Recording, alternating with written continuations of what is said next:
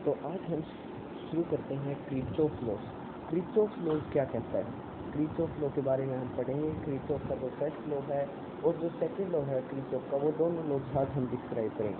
Kirchhoff law में हमें simply बताया क्या गया है फर्स्ट लॉ के अंदर।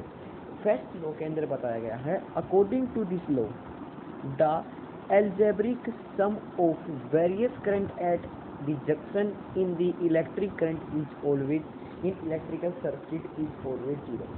अब सबसे पहली बात है कि वो जंक्शन जो है, जंक्शन वो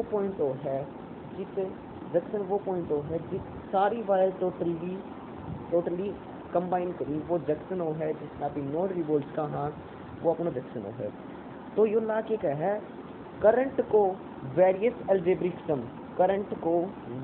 एल्जेब्रिक सम अपनो फर्स्ट लॉ है। एल्जेब्रा मतलब कि जितना कि एल्जेब्रा की जो टर्म्स हो 1 2 3 4 अन्य ऐड कर लो, उसी प्रकार जो टोटल सर्किट के अंदर करंट है उसको एल्जेब्रिक सम करा तो अपनो 0 आवे। आप जानो हो कि जो अपनो किरचॉफ लॉ है उसमें जंक्शन रूल भी कहा जाता है, करंट रूल भी कहा जाता है। किरचॉफ लॉ को जंक्शन रूल भी कहा जाता है, करंट रूल भी कहा जाता है। सबसे पहले इसमें साइन कन्वेक्शन की बात करते हैं। By convention current flow towards the junction taken positive.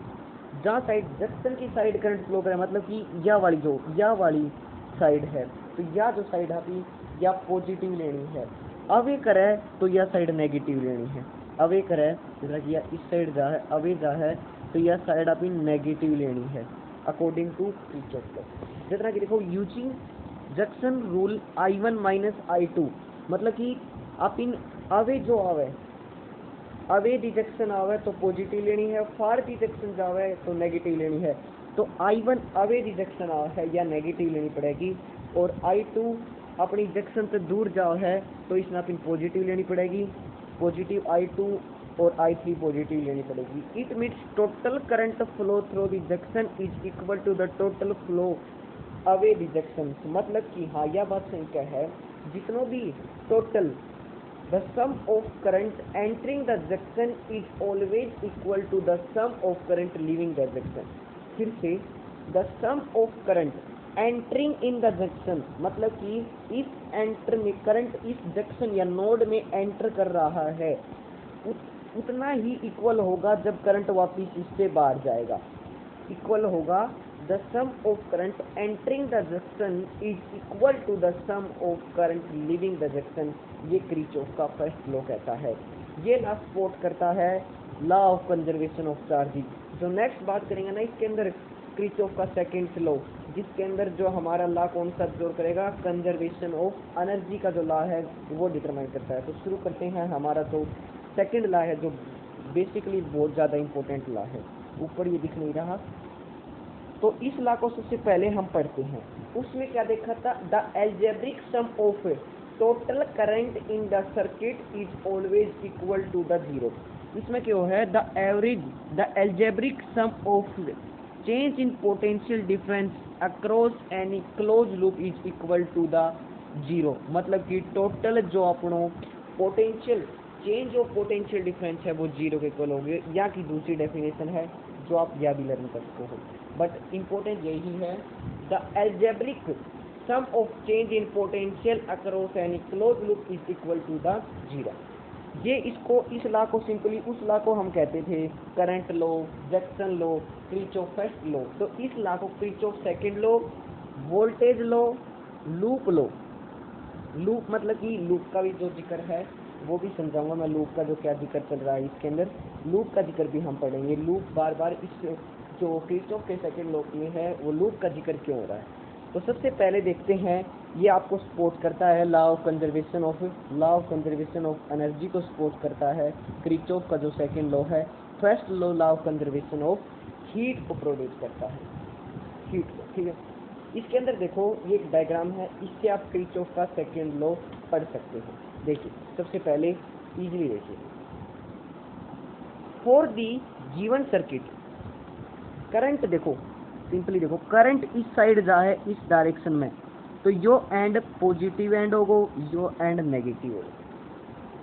जहाँ साइड करंट है रेजिस्टेंस के अंदर एंटर करे उस साइड पॉजिटिव लियांगा, बाकी साइड नेगेटिव लिया।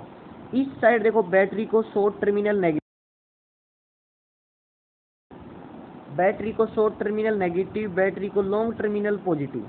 ठीक है, यहाँ पर देखो जो करंट है वो इस रेजिस्टेंस 3 के अंदर एंटर किया, तो यहाँ पर जो पॉजिटिव लेंगे हम, यहाँ पर नेगेटिव लेंगे। पहले तो मैं सिंबल बता रहा हूँ, यहाँ से करंट यहाँ एंटर किया तो यहाँ पॉजिटिव लेंगे, यहाँ नेगेटिव। बैटरी में हमें देखना पड़ता है बैटरी का टर्मिनल, यहाँ नेगेटिव टर्मिनल्स होगा, यहाँ पॉजिटिव टर्मिनल होगा। तो देखिए for loop A B E loop बना है, मतलब कि इसका राउंड एक लूप बना है, A B, A point, B point, E point, F point और ए पॉइंट का, मतलब लूप इस टाइप का जानू। देखो लूप, सॉरी, लूप अपनी इस टाइप का जानू घूमती हुई लूप। ठीक है, इस फर्स्ट सर्किट के अंदर लूप अपनी इस टाइप का घूमती जा, फर्स्ट सर्किट के अंदर लूप अपनी सर्कुलर घूमती जा है। ठीक है, अपनी जो लूप है वह एंटी क्लॉकवाइज घूमे है। तो देखो इसको निकाला, तो अभी रेजिस्टेंस 3 तो देखा करंट एंटर करे पॉजिटिव साइड ने, तो पॉजिटिव ते नेगेटिव जा है, R3 पॉजिटिव ते नेगेटिव जा है। और R जो फर्स्ट करंट देखो, फर्स्ट करंट यहाँ से आया B के पास गया, B से सीधा R3 के अंदर। इसी तरह R1 के अंदर देखो करंट पॉजिटिव से नेगेटिव जा रहा है, तो यहाँ पर पॉजिटिव होती है रेजिस्टेंस, क्योंकि करंट की डायरेक्शन में हम जब जाते हैं तो पॉजिटिव होता है। और यहाँ देखो नेगेटिव से पॉजिटिव करंट जा रहा है, मतलब कि करंट की अमाउंट घट रही है जब ये ईएमएफ हमें नेगेटिव दिया है। नीचे वाली लूप में देखो B से C, C से D और D से E और वापस B, तो मतलब ये लूप इस साइड है, अपोजिट लूप है इसके। ठीक है, अपोजिट लूप में ईएमएफ देखो, अपोजिट लूप में लूप ऐसे है, करंट उस साइड घूम रहा है, करंट लूप के अपोजिट है, और इसमें करंट लूप के इक्वल है, इसमें करंट अपोजिट है लूप के। तो देखिए यहाँ पे करंट उस साइड, लूप इससे इधर जाएगी तो पॉजिटिव से नेगेटिव, पॉजिटिव से नेगेटिव, E2 हमारा क्या हो रहा है, अपोजिट डायरेक्शन में करंट है, करंट अपोजिट डायरेक्शन में जा रहा है, नेगेटिव से पॉजिटिव जा रहा है, तो E2 हमारा पॉजिटिव रहेगा। ठीक है, अब बात करें रेजिस्टेंस सेकंड की। रेजिस्टेंस सेकंड में करंट हमारा जा रहा है पॉजिटिव से नेगेटिव, बट जो हमारी लूप जा रही है वो नेगेटिव से पॉजिटिव जा रही है, नेगेटिव से पॉजिटिव, पॉजिटिव से नेगेटिव करंट फ्लो कर रहा है, तो हमारा रेजिस्टेंस घटेगा, पॉजिटिव ज़्यादा होता है नेगेटिव कम होता है, रेजिस्टेंस घटेगा। इसी तरह रेजिस्टेंस 3 के अंदर करंट देखो पॉजिटिव से नेगेटिव जा रहा है तो घटेगा, इसलिए माइनस माइनस का सिंबल। बस E2 के अंदर लूप हमारी अपोजिट है और करंट एक डायरेक्शन में है, करंट हमारा नेगेटिव टू पॉजिटिव जा रहा है loop, but positive to negative जा रही है। For loop A, total loop के अंदर सर्किट बात करें A B C D E F A, पूरी ये लूप है। टोटल देखो पूरी लूप के अंदर करंट ऐसे फ्लो कर रहा है, कुछ इस प्रकार से, यहाँ से ऊपर ऐसे जा रहा है करंट और यहाँ से करंट नीचे आ रहा है। तो इस लूप के अंदर देखो EMF E2 की बात कर रहा है, जो हमारी बैटरी है उसका EMF 2 की बात कर रहा है, तो कुछ इस टाइप से करंट जा रहा है। तो देखो E2 हमने फर्स्ट में पॉजिटिव लिया तो इसमें पॉजिटिव लिया, क्योंकि करंट हमारा नेगेटिव से पॉजिटिव, बट लूप हमारी पॉजिटिव से नेगेटिव की तरफ जा रही है। और उसके बाद हम बात करें रेजिस्टेंस सेकंड की।